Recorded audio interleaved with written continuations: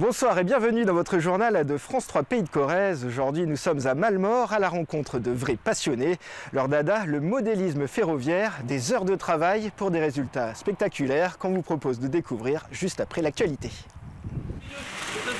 Voilà, de retour à Mallemort, au siège du train briviste corrézien. Je suis entouré de ferrovipates. Rassurez-vous, ce n'est pas une maladie, juste la passion des trains et du monde ferroviaire, ici version modèle réduit. Bienvenue dans un monde au 1,87e. Le modélisme ferroviaire, c'est d'abord l'amour du détail. Un son, une reproduction fidèle, on est tout de suite dans l'ambiance. Un loisir pour éternels grands enfants, pas vraiment en fait. Le Lego, c'est très bien, on empile, mais ça n'a rien à voir du tout.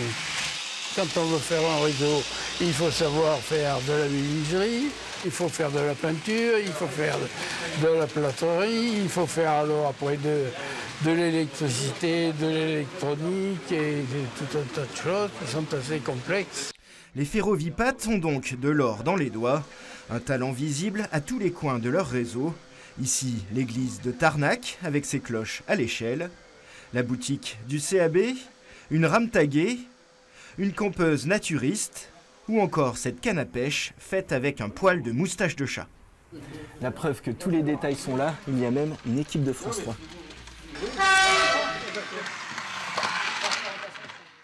Mais pour en arriver à un résultat d'une telle précision, il faut d'abord en passer par des heures à l'atelier. 2 fois par semaine, la trentaine de membres du LTBC, une asso créée en 1988, se réunit pour poser les voies et construire les décors. Un travail de fourmi qui nécessite ingéniosité et patience. C'est fou, on ne compte pas. Hein. Là, ça fait à peu près 2 ans qu'on travaille et puis c'est toujours pas fini, quoi. Et de toute façon, une fois que ça sera fini, il y aura toujours quelque chose à faire. Voilà, on trouve toujours quelque chose à modifier, à arranger, à embellir. Quant au réseau électrique, il est quasi aussi complexe que les schémas d'aiguillage d'une vraie gare. Ici, nous avons une gestion automatisée qui est en cours de conception. Ceci permet à la fois de sécuriser, c'est-à-dire que si un train part et qu'il n'est pas détecté à sa zone d'arrêt, on ne fait pas lancer le train qui suit. Et en même temps, on peut entièrement le piloter.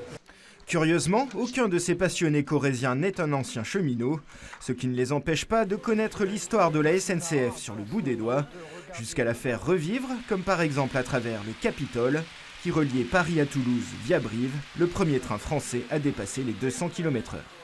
Dans un club comme le nôtre, il était impératif de représenter cette rame, qui est mythique. Tout le monde sait ce que c'est. Et les jeunes générations, aujourd'hui, qui ont tout de suite la pensée pour des TGV à 500 km/h, voire 1, il faut absolument leur présenter cette rame et leur expliquer de quoi il s'agit.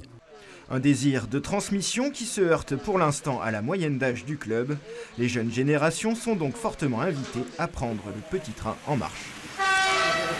Sachez aussi que les membres du LTBC peuvent vous aider à réaliser votre propre réseau chez vous et ils vous attendent le 31 mai pour leur bourse des collectionneurs à la Halle Brassens de Brive. Et c'est la fin de cette édition. Excellente soirée sur France 3.